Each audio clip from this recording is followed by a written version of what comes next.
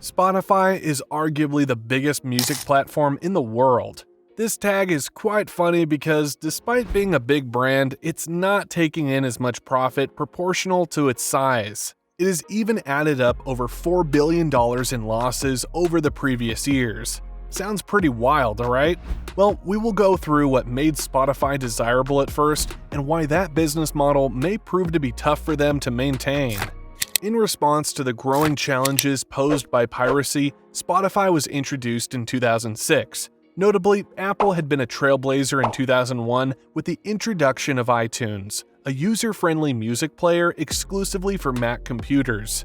iTunes allowed consumers to purchase individual songs for 99 cents as well as entire albums. Concurrently, Apple released the iPod, a compact, pocket-sized music player that seamlessly integrated with iTunes and the Mac.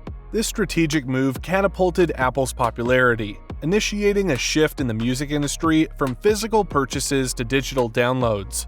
Despite this shift, a significant challenge arose with the evolution of music storage, from traditional hard disks to digital files. This increased the rate of illegal downloads.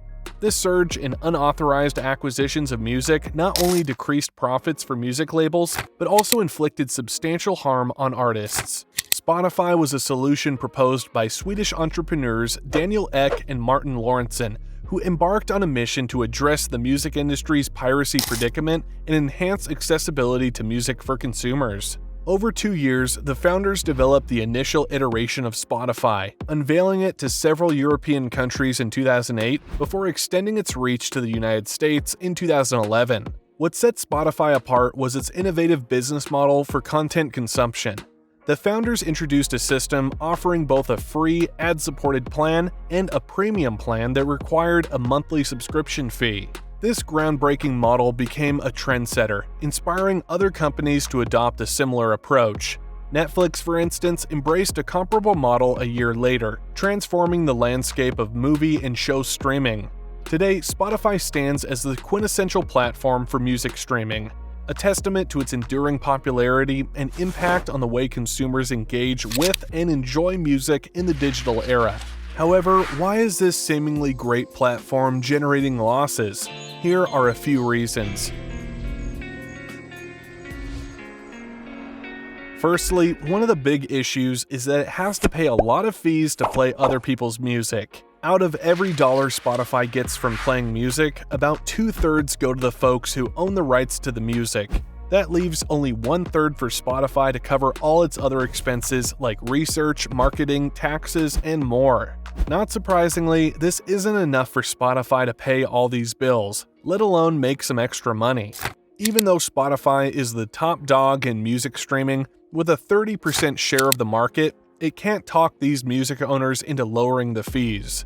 The hurdle is that Spotify has to deal with a powerful group of 3 companies in the music world: Universal Music Group, Sony Music Entertainment, and Warner Music Group. These 3, known as the Big 3, get most of the money Spotify pays, and they make it tough for Spotify to get a better deal.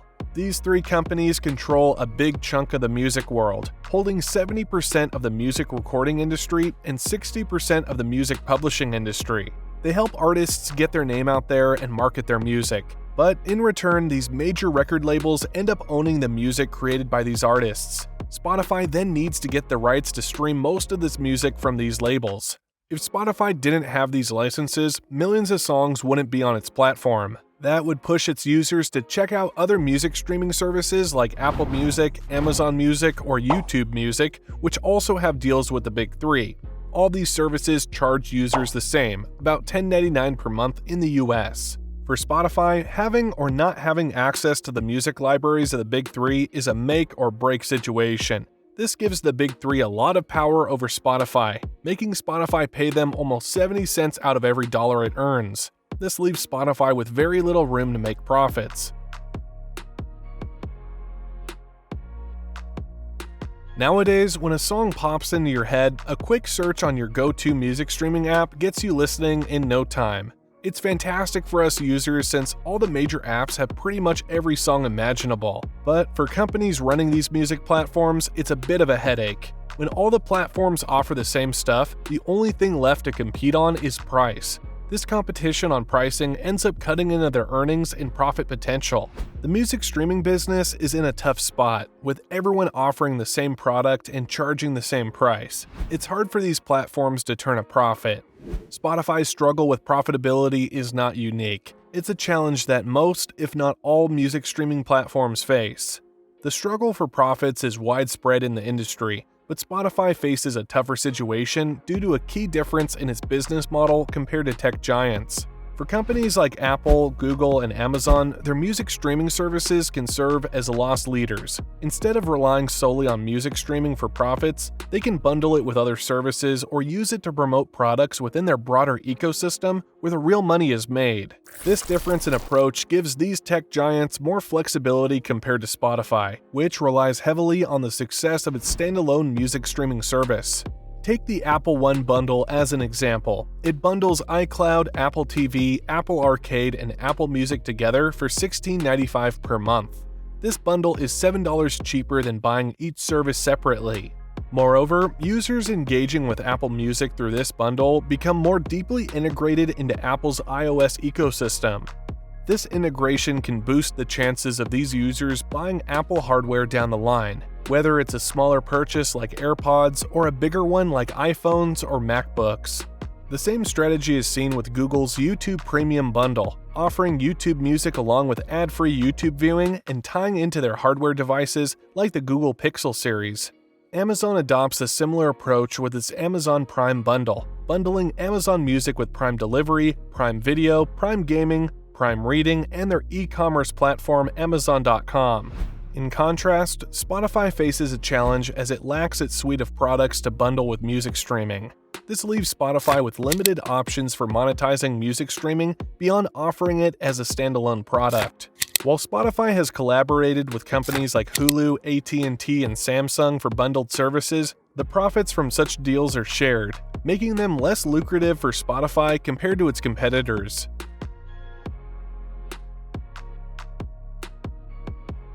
One common misunderstanding among those less familiar with the industry is comparing Spotify to the Netflix model. While both companies may seem similar as leaders in streaming music and movies, respectively, the crucial difference in the type of content they stream and the industry they operate in is key to understanding why Spotify struggles as a $30 billion cash-burning entity while Netflix thrives as a profitable $200 billion enterprise.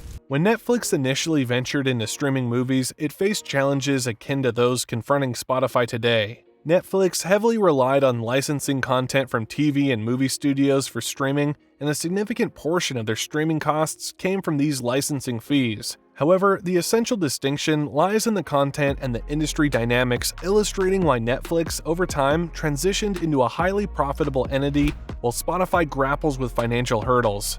In 2012, Netflix faced a situation similar to Spotify today, with licensing fees accounting for 64% of its streaming revenues. However, the game changer for Netflix was the introduction of Netflix Originals in 2013, starting with the critically acclaimed series House of Cards featuring Kevin Spacey. Netflix Originals are content that Netflix directly owns, either produced in-house or acquired, eliminating the need for license from other studios. This significantly reduces licensing fees, improving profit margins. Over the years, the Netflix original library has expanded to include major hits like Squid Game, Stranger Things, Ozark, and Black Mirror. As of 2023, Netflix originals constitute over 50% of the entire Netflix library in the US. This shift has been pivotal, slashing licensing fees as a proportion of streaming revenue from 64% in 2012 to just 24%. Even when factoring in the production and acquisition costs of Netflix originals, totaling 45% of streaming revenue in 2022, it's significantly lower than the 64% when Netflix had to license all its content in 2012. For Spotify, having the rights to the music it streams would be akin to having its own Netflix originals, potentially reducing the hefty royalty fees paid to record labels and paving the way for substantial profits. The hurdle for Spotify lies in the preemptive measures taken by record labels. They strategically safeguarded themselves by incorporating terms into their licensing contracts with Spotify, preventing the platform from owning content and directly competing with the labels. This strategic move complicates Spotify's ability to own content without violating contractual terms, potentially leading to severe penalties or legal repercussions from the record labels. Netflix's negotiating power was bolstered by the fragmented nature of the movie and TV studio industry. Back in 2012, Netflix secured exclusive streaming rights and fixed-fee deals with major studios like Disney. In contrast, Spotify faced hurdles in obtaining exclusive streaming rights from major record labels, leading to the necessity of paying royalties proportional to its revenues.